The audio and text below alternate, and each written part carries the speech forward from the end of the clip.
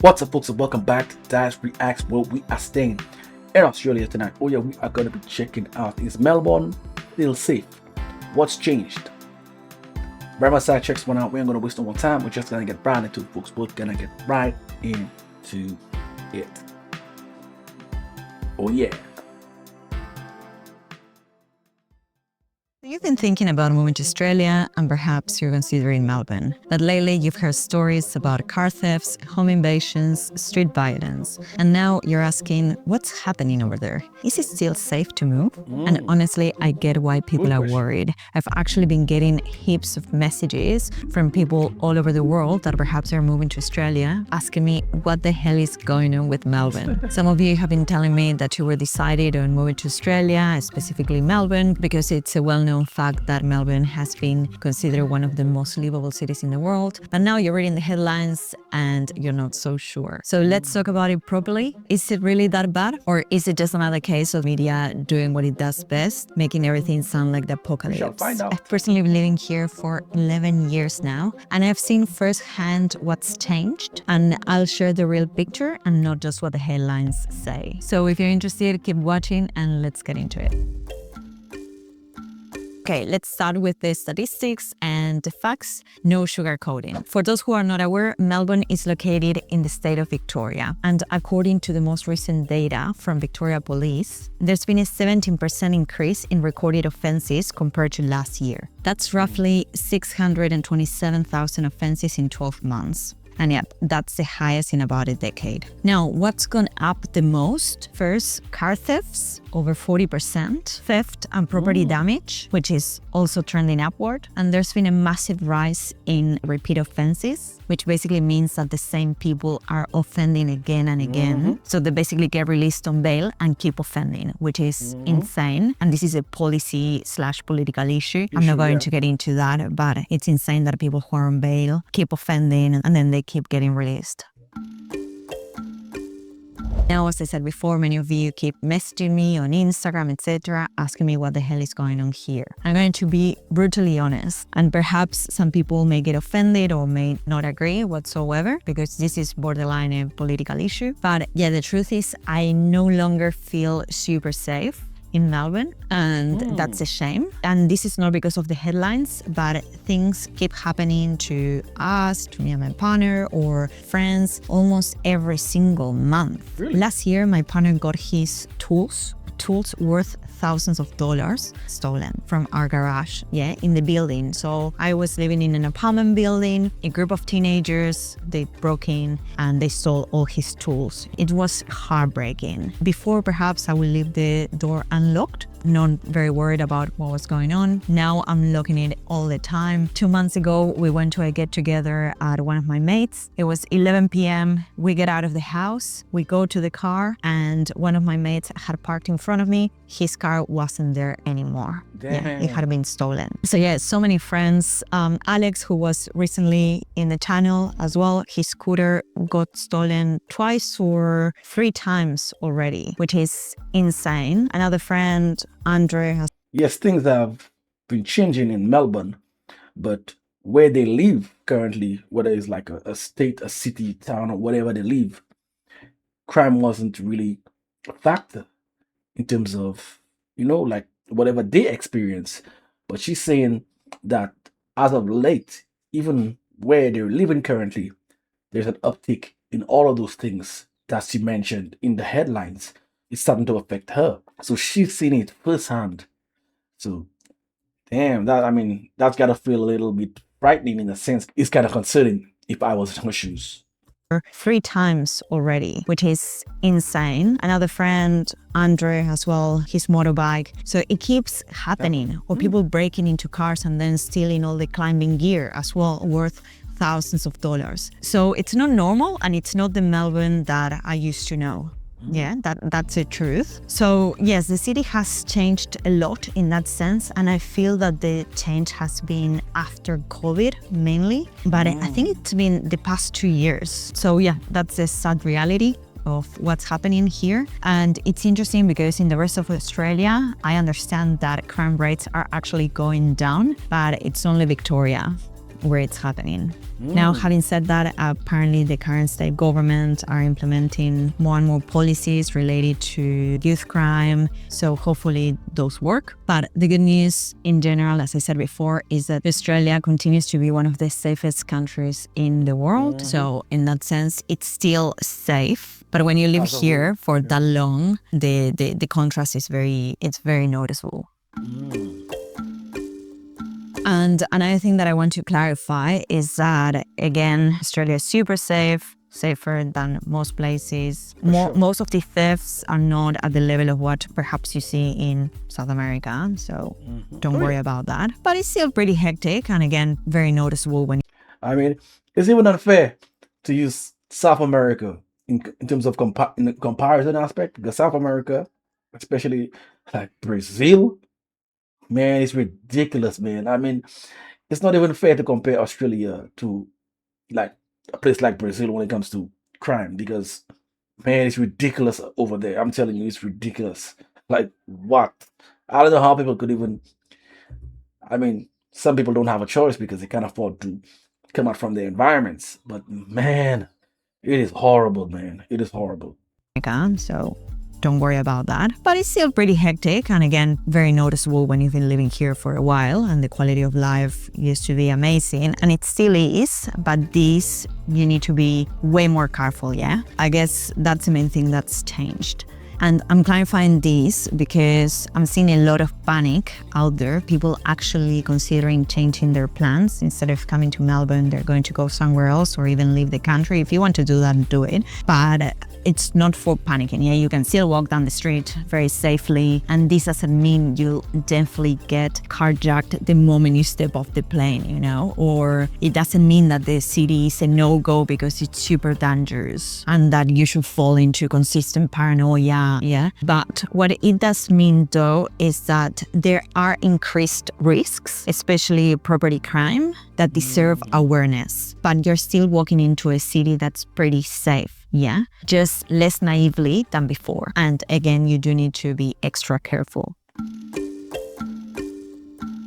Okay, now, so you might be curious what's driving this rising crime. A few things. The first one is the cost of living pressure. Prices have gone up, and for some people that leads to desperation and opportunistic crime. We were in Collingwood not long ago, and we went to the bottle shop to get some beers, and there was a teenager in front of us. He had a case of beers. He goes to the checkout to pay, but then he just runs off.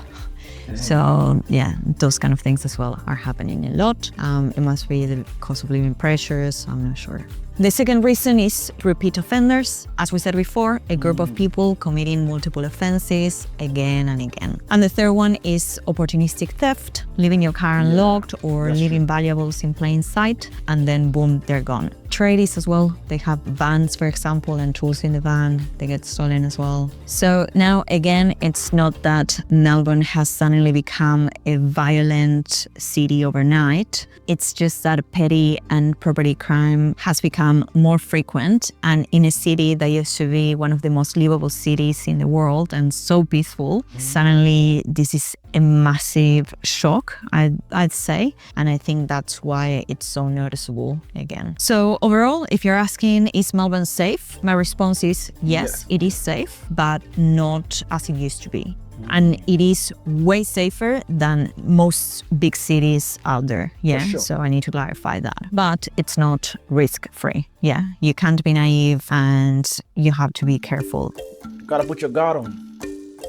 Now, let's flip it to the worth it side. There's so much more to this city than that. And again, it's still safe. So let's talk about that. And perhaps this will make you make up your mind. So in terms of lifestyle and culture, Melbourne is well renowned for its cafe culture, arts, live music, laneways, and multiculturalism. And if you're new to Australia, Melbourne's multicultural environment means you'll find communities, language networks, food scenes from your home country, and yeah, certainly that's a plus, multiculturalism, because you could find a lot of different aspects of life that are very new to you, and you could learn and you could experience something different from the norm. So that's why Melbourne is like a melting pot when it comes to multiculturalism.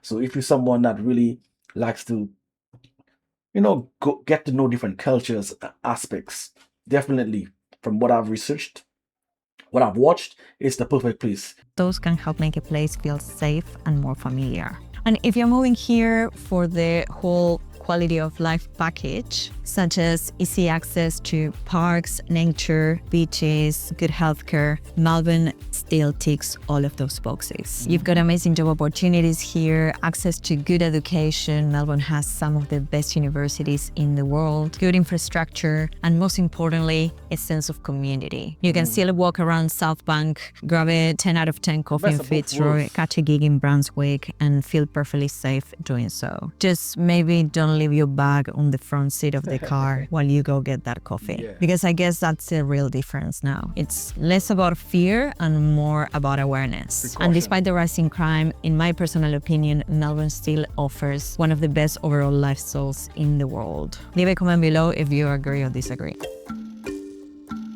Now, a few tips on what can you do to stay safe when you're in Melbourne, because stressing about crime constantly and again being paranoid all the time won't help you. So my first tip would be pick the right suburb. Check actual data on crimes on government websites like crimestatistics.vic.gov.au. If you can, go and visit that suburb that you're interested in during the day and at night, so you can get a feel of what it feels like walking down the street, the neighbors in the area, the demographics, etc. Second, as we said before, secure your stuff. Don't leave your valuables visible in your car. Use sensor lights or alarms or smart locks if possible, and lock your front door. Again, it's a shame to be saying all this, but we need to adapt. The third point is that community is key, and this means saying hi to your neighbors. Aussies love to have a chat. Don't be shy, just say hi, how you going? Because knowing who lives around you adds an invisible layer of safety. And the fourth point is use common sense when going out, especially at night. Melbourne's nightlife is great, but if you're walking home at 2 a.m. through a quiet park, that's just bad planning. Be smart. Use main roads or split an Uber with a mate. If you're using public transport late at night, let someone know you're coming home or share your location with your mates. So basically, don't live in fear, but live smarter.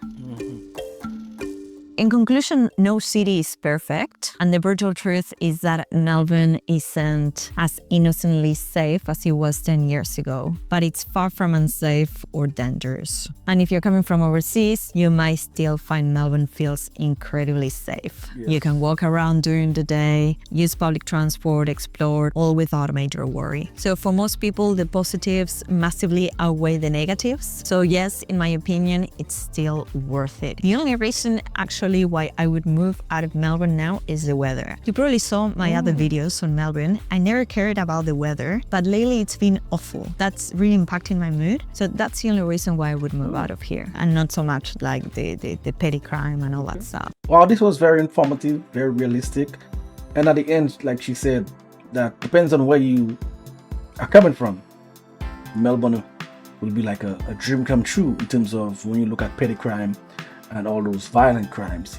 I mean, if you're coming from a country that has a lot of it and you find yourself in Australia living, I mean, that wouldn't even be on your radar, because the comparison would be like night and day. That wouldn't even register. Policies definitely impact crime. Looking at the political landscape is, because if there's soft on certain type of crime and people are keep on coming out with those bonds and those early releases, I mean, definitely, as much as everybody that's involved in those crimes are to be held responsible, policies that are in place as well also plays a part in that, in terms of getting justice for the victims. So that's the major aspect, apart from the economical aspect of a country and the way things are going, not just in that single country, but worldwide, and the impact it's going to have on people as a whole living there.